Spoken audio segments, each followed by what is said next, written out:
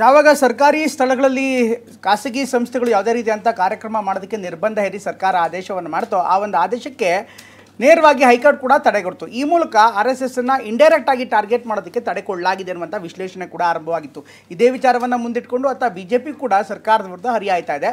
ಅತ್ತ ಪ್ರಿಯಾಂಕರ್ಗೆ ಕೋರ್ಟ್ನ ಆದೇಶಕ್ಕೆ ಸಂಬಂಧಪಟ್ಟಂತೆ ಇವತ್ತು ಕೂಡ ಮತ್ತೆ ಕೌಂಟರ್ ಕೊಟ್ಟಿದ್ದಾರೆ.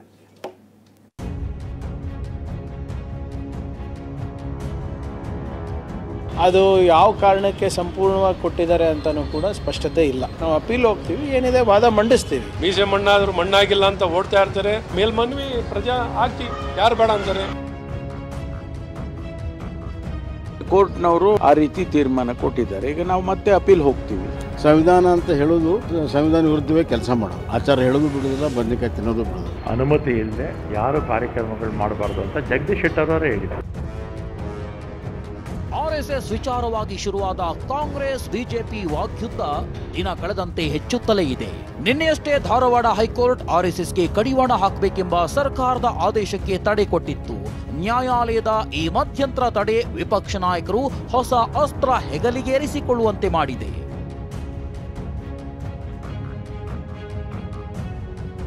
ಹೈಕೋರ್ಟ್ನ ಮಧ್ಯಂತರ ತಡೆ ಆದೇಶ ಪ್ರಶ್ನಿಸಿ ರಾಜ್ಯ ಸರ್ಕಾರ ಮೇಲ್ಮನವಿ ಸಲ್ಲಿಸಲು ನಿರ್ಧರಿಸಿದೆ. ಈ ಬಗ್ಗೆ ಸಚಿವ ಪ್ರಿಯಾಂಕ್ ಖರ್ಗೆ ಪುನರುಚ್ಚರಿಸಿದ್ದಾರೆ. ಮೇಲ್ಮನವಿ ಸಲ್ಲಿಸಿದ್ದೀವಿ ಎಂದಿದ್ದಾರೆ. ಆದರೆ ಕೈಪಡಿಯ ಈ ತೀರ್ಮಾನಕ್ಕೆ ಬಿಜೆಪಿ ನಾಯಕರು ವ್ಯಂಗ್ಯವಾಡಿದ್ದಾರೆ. ಜಟ್ಟಿ ಬಿದ್ರೂ ಮೀಸೆ ಮಣ್ಣಾಗಿಲ್ಲ ಅಂತಾರೆ ಎಂದು ಲೇವಡಿ ಮಾಡಿದ್ದಾರೆ. ಅದು ಯಾವ ಕಾರಣಕ್ಕೆ ಸಂಪೂರ್ಣವಾಗಿ ಕೊಟ್ಟಿದ್ದಾರೆ ಅಂತಲೂ ಕೂಡ ಸ್ಪಷ್ಟತೆ ಇಲ್ಲ. ನಾವು ಅಪೀಲಿಗೆ ಹೋಗ್ತೀವಿ ಅಂತ ಮಾನ್ಯ ಮುಖ್ಯಮಂತ್ರಿ ಆಗಲೇ ಹೇಳಿದ್ದಾರೆ. ಮತ್ತೆ ಇಲ್ಲಿ ಯಾವುದು ನಿಮ್ಮ ಹೈಕೋರ್ಟ್ ಆದೇಶ, ಬೆಂಗಳೂರಿನ ಹೈಕೋರ್ಟ್ ಆದೇಶದ ಪ್ರಕಾರನೇ ನಾವು ಅದು ವಿಸ್ತರಣೆ ಮಾಡಿರೋದು. ಸೊ ಹಾಗಾಗಿ ನಾವು ಅಪೀಲ್ ಹೋಗ್ತೀವಿ, ಏನಿದೆ ವಾದ ಮಂಡಿಸ್ತೀವಿ. ಮೀಸೆ ಮಣ್ಣಾದರೂ ಮಣ್ಣಾಗಿಲ್ಲ ಅಂತ ಓಡ್ತಾ ಇರ್ತಾರೆ. ಏನು ಅವ್ರ ಜೋಬೆಲ್ಲ ಖರ್ಚು ಮಾಡಬೇಕು ದುಡ್ಡು ವಕೀಲರಿಗೆ.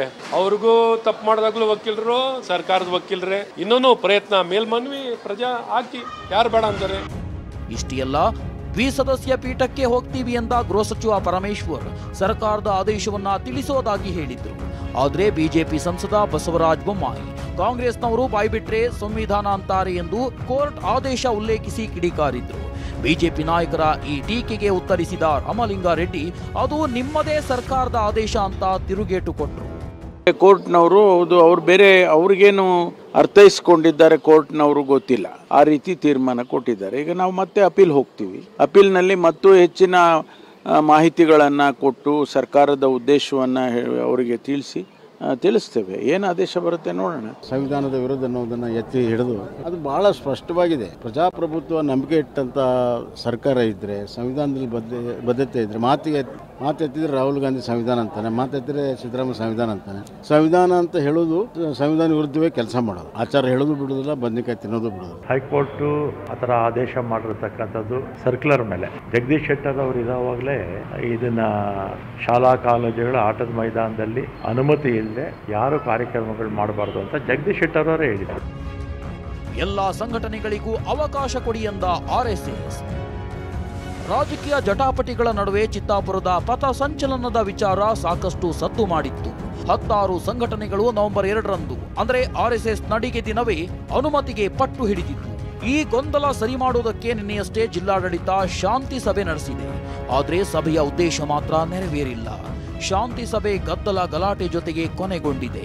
ಈ ನಡುವೆ RSS ಚಿತ್ತಾಪುರದ ವಿಚಾರವಾಗಿ ಮಹತ್ವದ ಹೆಜ್ಜೆ ಇಟ್ಟಿದೆ.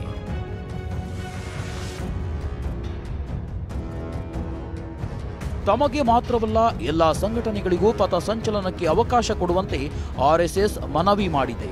ಕಲಬುರಗಿ ಜಿಲ್ಲಾಧಿಕಾರಿಗೆ ಕೊಟ್ಟ ಲಿಖಿತ ಹೇಳಿಕೆಯಲ್ಲಿ ಈ ಬಗ್ಗೆ ಉಲ್ಲೇಖಿಸಿದೆ. ನಮ್ಮ ಪಥ ಸಂಚಲನ ಯಾರ ವಿರುದ್ಧವೂ ಅಲ್ಲ. ಚಿತ್ತಾಪುರದಲ್ಲಿಯೂ ನಮ್ಮಿಂದ ಯಾವುದೇ ರೀತಿಯ ಅಹಿತಕರ ಘಟನೆ ನಡೆಯೋದಿಲ್ಲ. ಇದು ಶಕ್ತಿ ಪ್ರದರ್ಶನವಲ್ಲ, ಹೊರಗಿನವರು ಬರುವುದಿಲ್ಲ ಎಂದು ಮನವಿಯಲ್ಲಿ ತಿಳಿಸಿದೆ.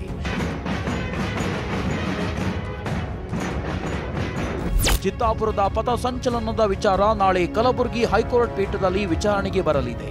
ಹೀಗಾಗಿ ಎಲ್ಲರ ಚಿತ್ತ ನಾಳೆಯ ಕೋರ್ಟ್ ಆದೇಶದತ್ತ ನೆಟ್ಟಿದೆ. Bureau report, TV9.